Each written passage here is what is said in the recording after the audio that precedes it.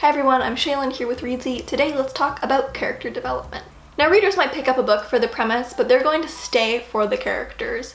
Characters are arguably the most important element of story. You want to create characters that are memorable and interesting and communicate that well to the reader. So here are a few tips to develop your characters and make them feel more real and human and interesting.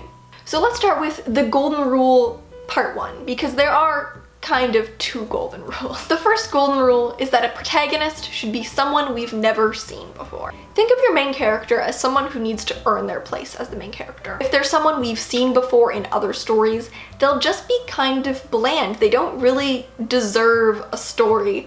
That sounds a bit sad, but they're not really earning their place. When we see the world through this character's eyes, it should be a lens that we've never seen before. And the golden rule, part 2, is that characters must have goals. This is the basis for the story and ultimately one of the most important things to establish for your character. It involves what they want, what they have to lose, and what they're willing to do to get it. And it's what will be propelling the story and their change. What's also extremely important is not just the goal, but the motivation behind it. A goal can be both an external thing and a very internal thing. The character's external goal might be to retrieve a deadly device from an evil supervillain.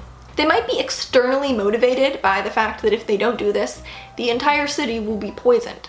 But they might be internally motivated by a need for revenge because maybe this evil supervillain had used their brother as a test subject. So you might know the goal, but always ask yourself the why. Not just why they need it externally, but why they need it internally, whether they're aware of that or not. It's also really important to know what they're willing to risk and what would happen if they didn't achieve that goal. Again, both from an external and an internal standpoint. So let's start by talking about conflict. Just like with the goal, we have internal and we have external conflict within the character.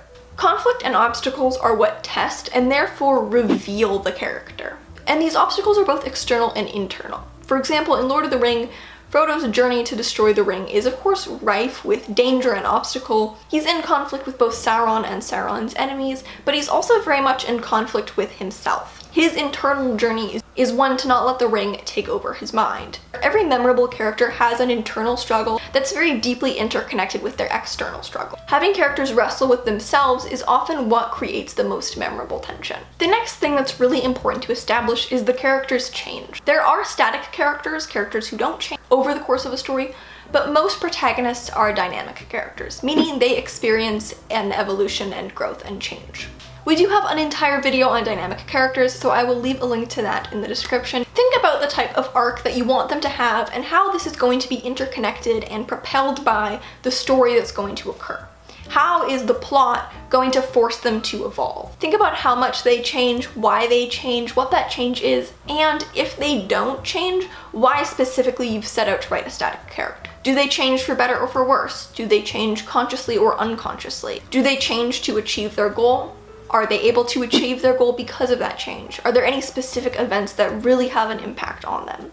How will this change impact them going forward after the conclusion of the story? The next thing to do is to develop their backstory. Backstory is an incredibly important part of character. A character's backstory can be a very rich look into why they have the worldview that they have. You want to have a general understanding of their past, but really zero in on key events that had a strong impact on them, because this is how you'll be able to articulate their past. You might know generally what their childhood was like, but for the most impactful kind of backstory, you'll probably want to show through flashback a few of those really important moments from their past, and those will be the moments that kind of encapsulate their backstory. What people in their past have had a lasting effect on them, what events from their past have had a lasting effect on them, how has this caused them to see the world the way they see the world. And finally, you want to develop their external characteristics. All the motivations and conflicts and everything I just talked about are the heart of the character. But the external characteristics are still important and can be a strong window into the character's internal world. We want the reader to be able to visualize the character, so we can use external characteristics to help paint a picture of them. But things like how they dress, or their body language and their mannerisms can say a lot about their personality or what they value or how they interact and communicate with other people. On Friday this week, we will be talking about character profiles, so stick around for more on that topic. A character profile is one of the basic ways that you can develop external as well as internal characteristics about your character. Once that video is up, I will leave a link to it in the cards. That's all for now. Thank you so much for watching. Remember to subscribe and turn on notifications so you don't miss a video from us. We've got new writing, editing, and publishing tips every Tuesday and Friday. Thank you so much for watching, and I'll see you next time.